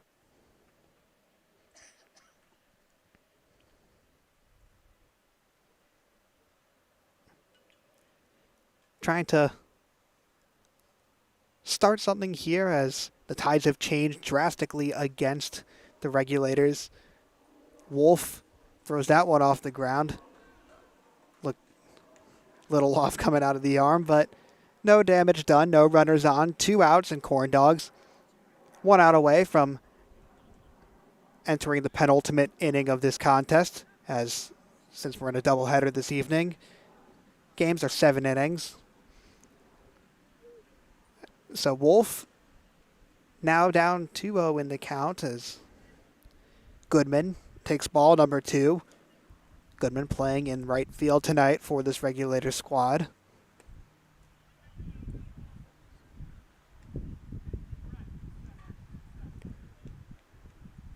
And so 3 balls, no strikes.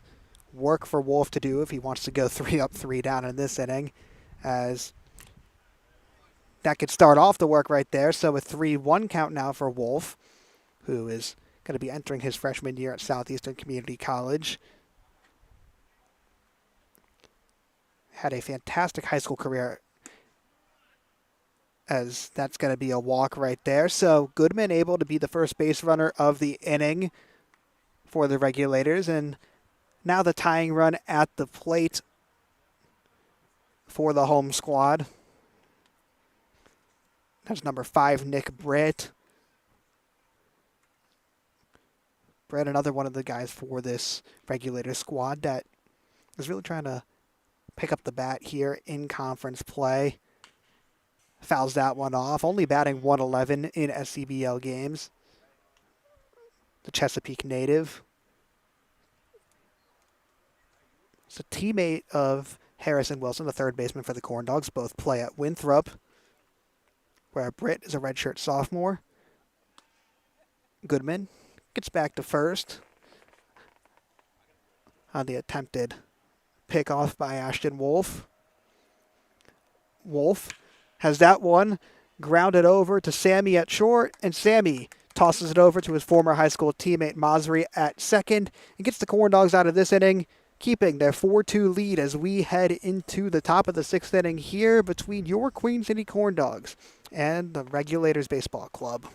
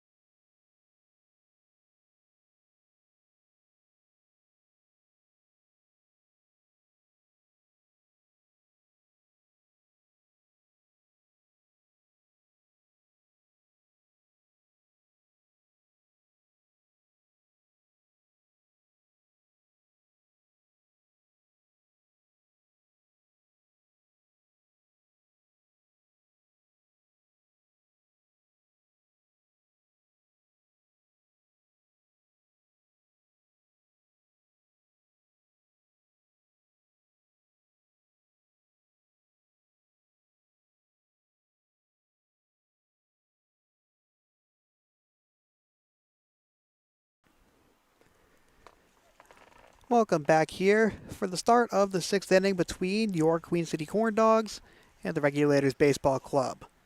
Corndogs used a big 5th inning to take the lead 4-2 in favor of QC as Parker on the mound for the Regulators, in which we have very little information about him, let alone he doesn't even appear on the roster.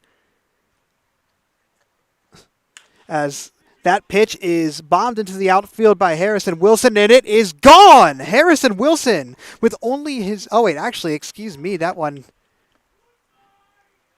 hit the... It looked like it hit the wall, actually, so sorry for the catfish right there. I apologize. Our perspective here was a bit off, yet nevertheless, the second base hit of the year for Wilson ends up being a big one, getting all the way to the warning track.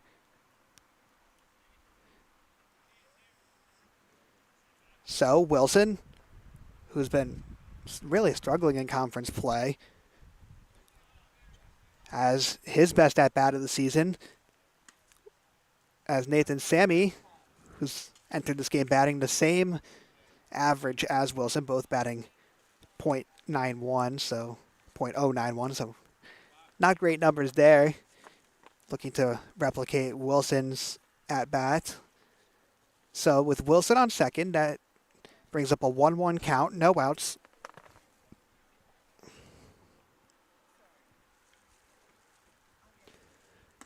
Make it a 2-1 count.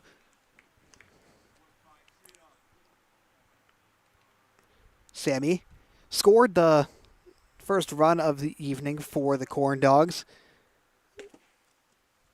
as that's going to be strike number 2. Low and in the zone, so mark out an even 2-2 count with Wilson. at second base, the third extra base hit of the night for the Corndogs, as Sammy pops that one up high, and it's going to be not able to be caught, and it'll bounce foul. So Lale, the third baseman, unable to track that one down as the Sun still out. And the missed read right there gives Sammy another breath of life. 2-2 count still for the Middlebury product. Bailed out by Mother Nature was Sammy. Trying to capitalize now as the pitch is low for ball number 3, so bring up a full count here for Sammy. No outs yet for the Corndogs, trying to extend this lead and build off of that 5th inning in which they put up 4 unanswered. And funny how things work out, because now Sammy gets to take the trot to first, getting walked for the second time this evening, as Caleb Singleton, who is 0 for 2 on the night, has gotten walked once, steps up to bat, threatening to lay down a bunt to Singleton, and with wheels like his, could be a big play for the Corndogs waiting to happen, as that's going to be ball number 1. Had to check in with the umpire right there. So we've got a even 1-1 count. Sammy on first, Wilson on second, and a 2-1 count now. No outs yet. Regulators, who really had things under wraps for a long time, as Singleton pops that one up into the outfield. It's tracked by Goodman, and Harrison Wilson not going to go, so the first out of the inning there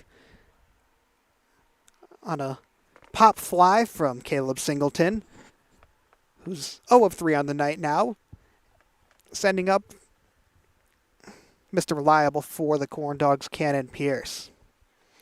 The night, Pierce is 2 of 2 with a single and that big double to bring in Sammy earlier for the first run of the game. As he takes ball 1, the lefty from Matthews now has 8 RBIs and 10 hits on the season, 11, excuse me. As he becomes the third Corndog to reach double-digit hits. And his play has only picked up in conference season, as that pitch just grazes the strike zone, so make it a 2-1 count now. Parker on the mound for the Regulators, trying to get out of this jam right here, as that one is lined down the first base line. The throw made to second, as Sammy sliding in takes out number 24. That's Anthony Biachina. So Wilson able to advance to third. Sammy out at second. And Cannon Pierce. Cannon Pierce goes to first. It looks like he was trying to be a little sneaky there and get to second, but umpire says that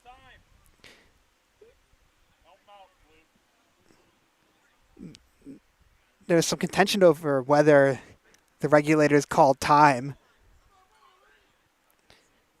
Cannon Pierce was told to go, and Coach Pluta for the Corndogs, lead skipper, imploring the umpires that he should be on second base. But the verdict will stand. So runners on the corners with 2 outs for Queen City. Chance here for the Regulators to really escape some potential damage if they're able to get this out. Pierce with the fielder's choice single. And now Tyler Cotto back at the bat. Last time he was in the box, went yard with a 2-run shot.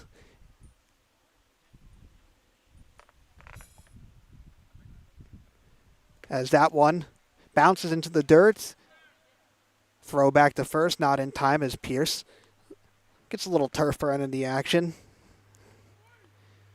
So Cotto, who's 2 of 3 tonight, struck out his first time, then got a single, and then went yard. So steady improvement with each at bat for Cotto, who's in a 2-0 count now, making a 2-1 count as that pitch from Parker goes right down Central Ave. Wilson at third. Pierce at first. And Pierce is going to go, and he will get there. But the throw allows Harrison Wilson to get back home. And so now the Corndogs get their 5th run of the afternoon on a smart play right there. The throw may have been a little ill-advised from Roman Garcia behind the plate, trying to get Cannon Pierce out at second and get that third out. But that allowed Harrison Wilson to just trot on home as Pierce was going to try to steal that one again before Cotto fouled it off. Which brings up a full count here for Cotto. Corndogs get on the board this inning with their first run on that Harrison Wilson. I guess you can count it as a steal, but this pitch is going to hit Tyler Cotto right on the hip. So getting on base for the 3rd time tonight is Cotto. And with a bat like that, sometimes the smarter play might just be to send him over to first. As this sends up Miller St. John for the Corndogs. St. John was just with Gaston College in the Junior College World Series in Colorado. And he is going to be a pivotal piece for this roster as the summer wears on. Takes ball 1 right there. St. John, 5'10", 165 pounds from Waxhaw, North Carolina. Just wrapped up his season with the Rhinos, among the top 10 best junior college teams in the country, and now headed to Lenoir-Rhyne with teammate Garrett Sanner. As with the 3-0 count now, St. John making his first plate appearance on the season for the Corndogs. Had 43 hits and 14 stolen bases in his regular season as a sophomore. As he welcomes himself to the Corndog squad with a 4-pitch walk right there, and now the bases are loaded for Queen City. And a visit to the mound here from manager Trent Carr of the Regulators. We'll be right back after Carr and his staff go through this deliberation.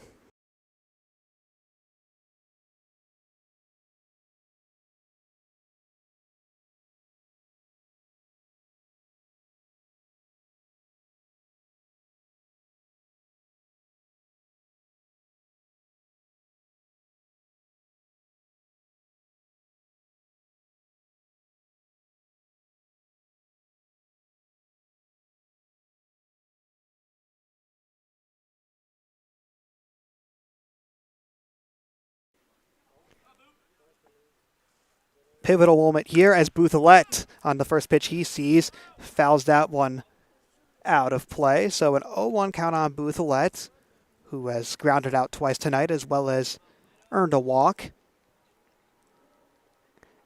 And the Regulators now with bases loaded, or the Corndogs with bases loaded, the Regulators are at a huge risk of letting this game just completely get away from them as Bouthillette watches that pitch go high for ball number 1. If the Regulators want a fighting chance heading into the final inning and a half of play, it probably rests on getting it out in the upcoming at-bat as Bouthillette takes another hack at that one. And now 1 pitch away from getting out of this inning. And if the result is only allowing 1 run here in the top of the 6th, then you got to consider that a win for the Regulators, considering the fact that they had the bases loaded right now due to the Corndogs, as another foul from Bouthillette, who's been starting at catcher for the Corndogs for a majority of the season.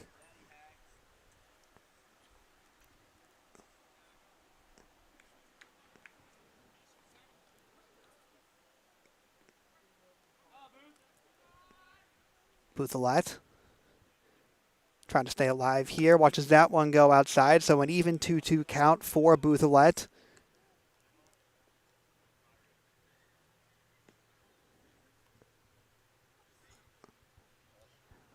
Finishing up an all-state campaign at Metrolina Christian Academy after transferring from Charlotte Catholic.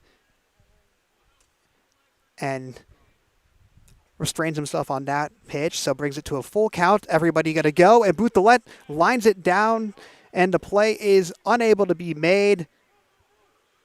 And the runner is out. So Miller St. John gets tagged after some chaotic base running right there. The run does come in to score first, so the Corndogs extend their lead to 4, but we're heading to the bottom of the 6th here with the Corndogs on top 6-2, heading towards the home stretch of this one. We'll be right back.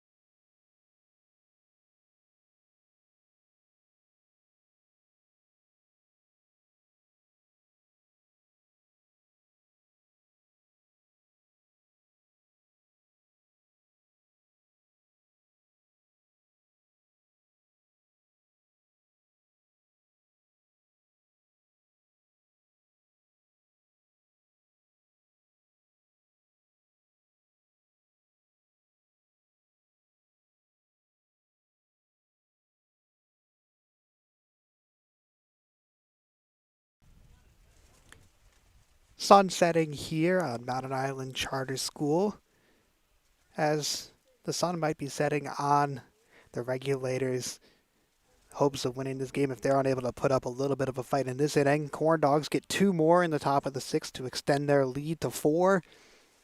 And with 6 outs remaining here for the Regulators, a lot of work to be done, but a 2-0 count now against the batter, Anthony Bianchina facing Ashton Wolf on the mound for the Corndogs, who put up a scoreless 5th inning and gets a strike right there to draw within, make it a 2-1 count. Wolf has that one lined to Sammy at shortstop.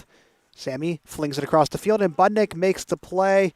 So an easy throw at first base to give the Corndogs their first out of the inning and send up number 18, John Bagwell, with only 5 outs left for this Regulator squad to make a comeback. Wolf trying to slam the door shut, and that one fouls off the mask of the catcher, Harrison Bouthillette, flutters its way towards the backstop, and after all that, just an 0-1 count. Wolf on the season, as we mentioned, has really only gotten better with each game, and through 3.1 innings pitched on the season, as that one is fouled right down the middle, as Sammy almost made the play, was unable to get the throw off as a base hit here for Bagwell to start things off for the Regulators in the bottom of the sixth. 3.1 innings pitched from Ashton Wolf, as we were saying, 7 strikeouts. And his ERA after one game was 14 when all the stats went through. So he's gotten it down to 4.2 now. Testament to the work he's put in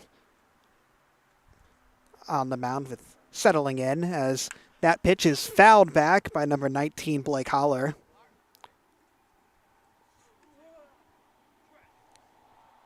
So 0-1 count on Holler, the lefty. A lefty-on-lefty matchup for Wolf, who's working with 1 out. Bagwell at first. And that pitch is low for ball number 1.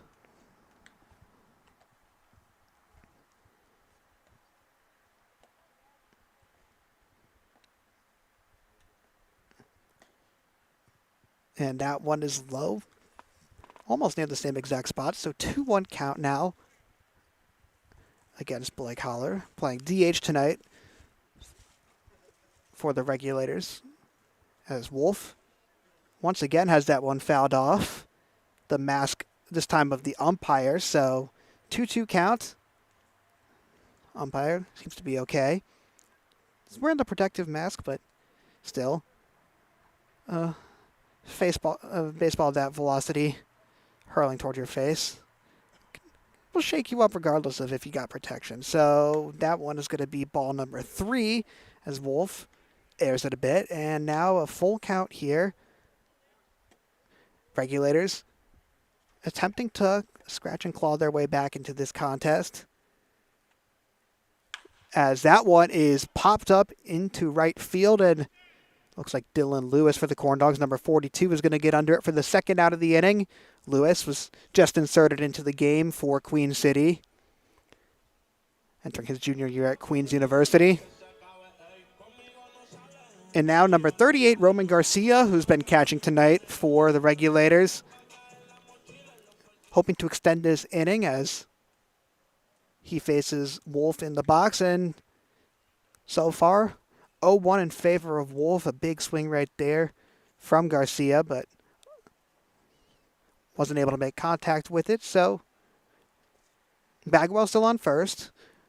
And once again, caught swinging. Got tipped. Nevertheless, still going to be an 0-2 count. So 1 strike away here for Wolf and the Corndogs. And nearing desperation time here for the Regulators, who scored 2 runs in the bottom of the second inning and have been blanked since, as that's going to be strike number 3 to end things here. Ashton Wolf wheeling and dealing on the mound brings the Corndogs to the top of the 7th, maintaining their 6-2 lead here over the Regulators.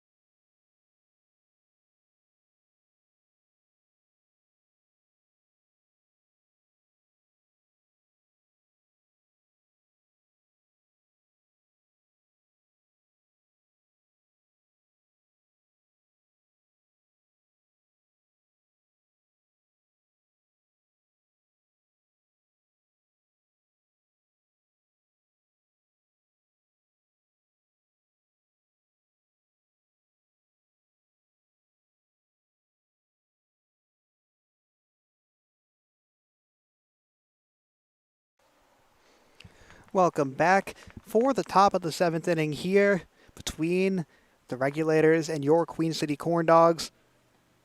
Bear in mind that for those of you who are just joining the broadcast, double header tonight between these two squads, meaning that both games are 7 innings, unless, of course, it is tied after 7, in which case we'd go to extras. But right now, what looks to be the final inning for Game 1, unless the Regulators can hold the Corndogs here and make a miraculous comeback in the bottom of the 7th. New pitcher on the mound for the Regulators as Will Budnick first up to bat for the Corndogs. And any work here for Queen City is really insurance up for already. Trying to make sure that this one is wrap sealed and delivered, as that's going to be ball number 4. So 4 pitches, 4 balls. Sends Budnick. Oh, actually, it looks like that one was going to be ruled a strike. Budnick already started turning and walking towards first. And there's the walk. So better late than never for Will Budnick, getting walked for the second time tonight. Has a single in this game to be one of 2, and that sends up Dave Masri, who's been walked twice, got to first base once.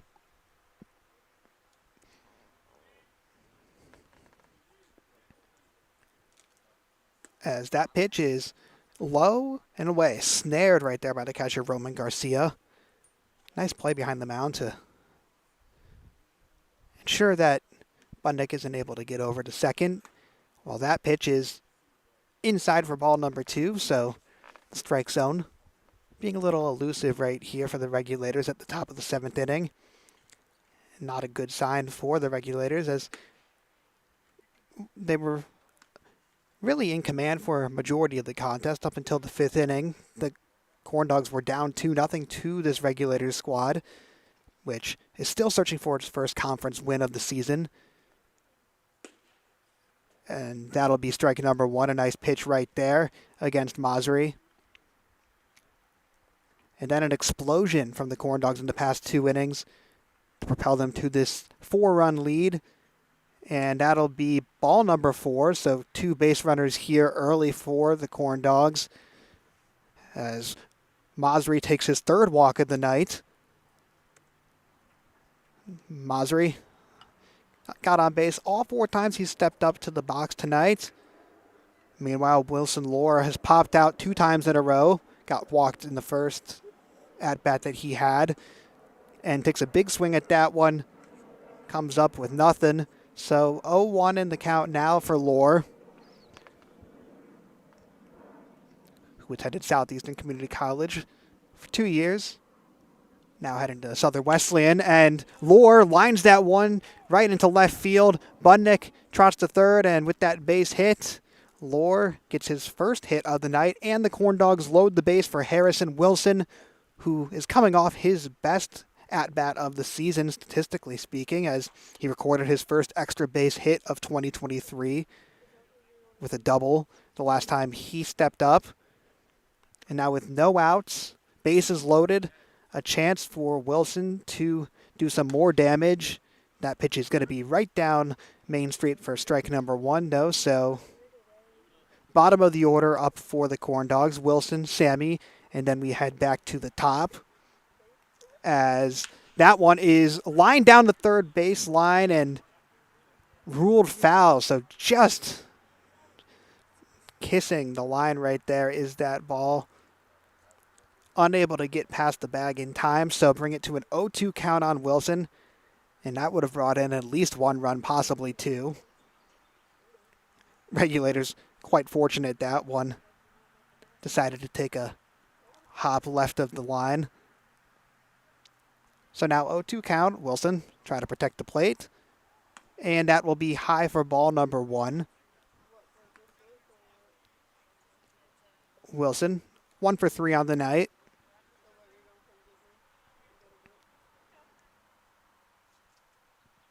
And that one is skyrocketed straight up.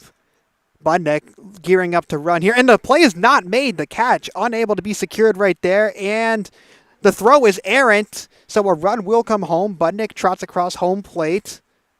Masri slides into third and able to be the beneficiary of a poor throw to third on an error in the outfield. So the lead now 7-2 in favor of the Corndogs. Still no outs and bases loaded once again. This time it's going to be Nathan Sammy, who's been walked twice on the evening, trying to join in on the fun for Queen City. That first pitch is going to be straight down the middle for strike number one. It's danger zone, if it wasn't already, for the Regulators, as Sammy takes that one just outside for ball number one. Good judgment right there from the Middlebury product.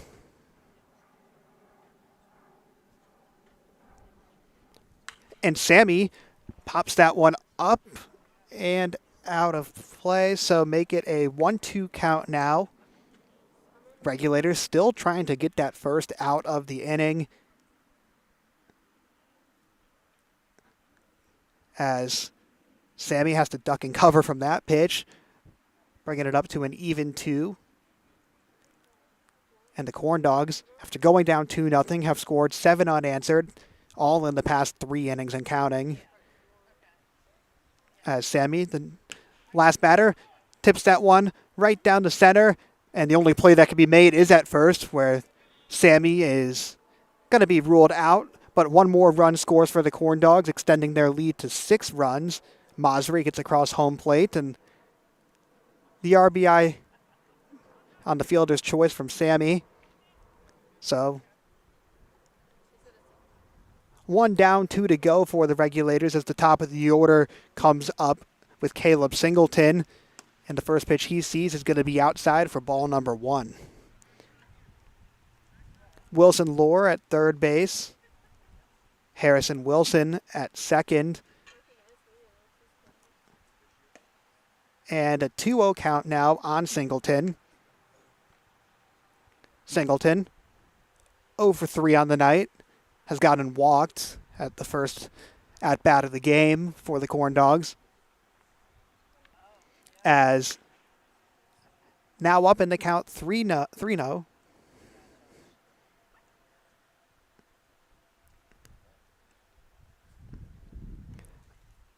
On deck for the Corndogs is Dylan Lewis, who's going to step up right now after that walk. Caleb Singleton trots on over to first base, and bases loaded once again for Queen City as Dylan Lewis makes his first at-bat of the game. Lewis subbing in place of Cannon Pierce, who had a fielder's choice, a single and a double. Got walked as well tonight, so the reigning SCBO Player of the Week with a very solid outing in the box for Queen City as Lewis takes strike one looking. Lewis had one of his most efficient games of the season against the Copperheads over the weekend. Went 2 of 4. As that one is chopped up into the infield, and the play not made at second base. A really difficult bounce right there. Looked like a pitching wedge shot, that one. But Lohr gets across home plate, so now the lead 9-2 in favor of the Corndogs. Bases loaded once again on the single from Lewis. Not the prettiest single you'll ever see, but it gets the job done. Which brings up Tyler Cotto, who has already gone yard tonight, leads the Corndogs with 5 homers on the season, and takes strike one looking right there. If you're the Regulators, this is the exact last situation you want to be in. The best power hitter in the SCBL. With bases loaded and only 1 out. Sees that one and grounds it over. The play is going to be made. A double play right there. 6-4-3 to end the inning. And Regulators allow 3 more runs in the top of the 7th as the Corndogs extend their lead to 9-2. Going to need a miracle here in the bottom of the 7th as the Regulators come back up to bat here in what could be the final inning of Game 1.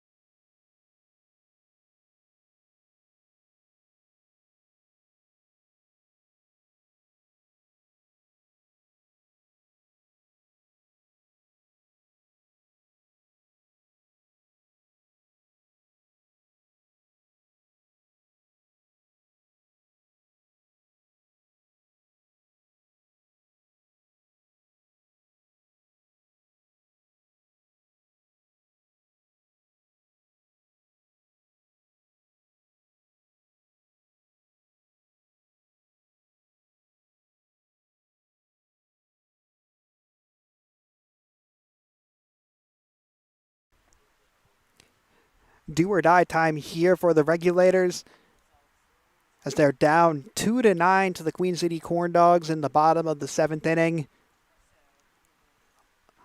Unless they can put up 7 runs here, this thing will be wraps, as Ashton Wolf takes the mound for his 3rd inning of action tonight. Has blanked the Regulators through 2. And throws a beautiful strike right there. So a 1-1 count now for Wolf,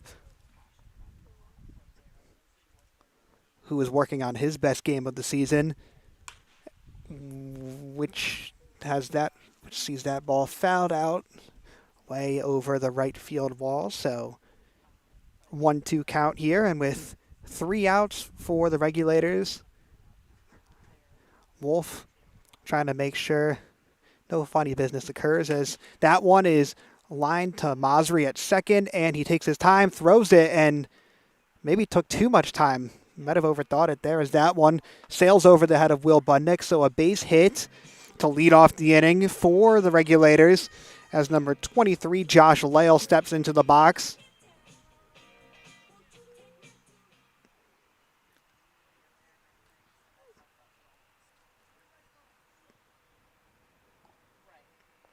Lale entered this game batting a shade under 300 on the season. In the 6th hole tonight, the third baseman is. As he sees pitch 1 and pops it into the glove of Harrison Wilson. Looked like he was trying to check on that one. Puts his hands on top of his helmet in disbelief, as the checked pitch right there ends up hitting off the bat and flying right into the ready glove of Harrison Wilson. So 1 down for the Corndogs and 2 more outs for the Regulators to make a run at this thing. Nathan Williams, number 51, sees pitch number 1 from Wolf go low for a ball. Luis Morales on first base, taking a healthy lead, as a swing and a miss there.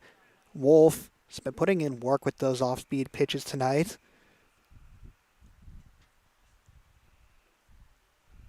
Williams takes a second to readjust.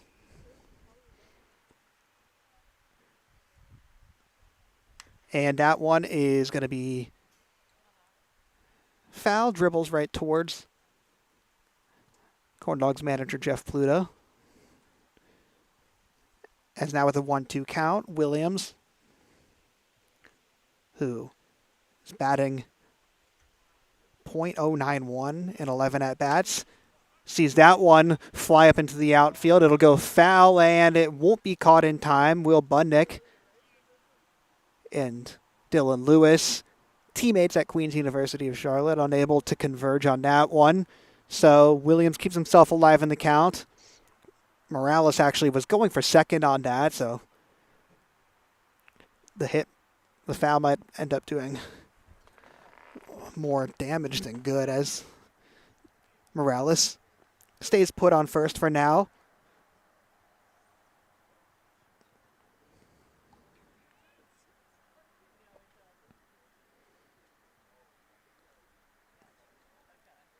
Wolf, who strung together a super solid game thus far, dribbles the ball to Sammy at short, and the double play unable to be made, but Morales out at second.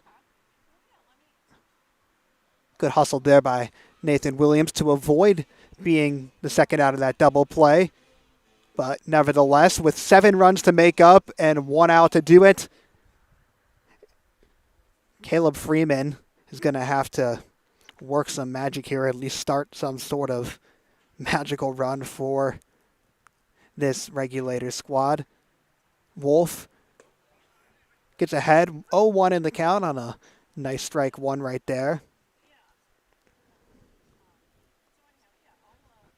Freeman from Greer, South Carolina, down 0-2 in the count, and now 1 pitch away for Wolf to give the Corndogs their first win in 3 games, and won't be right there, as that one bounces off of the rubberized home plate here on the turf at Mountain Island Charter School. Wolf takes a deep breath and throws that one low for ball number 2.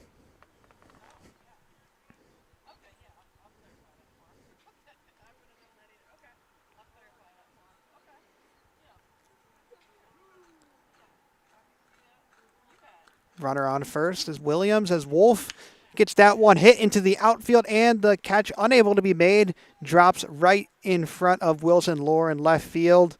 So 2 on, and for the time being, this game is still alive for the Regulators. Base hit right there from Freeman. Williams advances to second. And that sends up number 22, Andrew Goodman. As Goodman takes a big rip at that one. Comes up with nothing there. So an 0-1 count now on number 22 for the Regulators, and fouled it right there. So for Wolf, once again, 1 strike away from helping the Corndogs get back in the win column. Back-to-back losses. The second game of a doubleheader to Statesville and then Lake Norman. As that one fouled back, so Goodman keeping himself and the Regulators alive.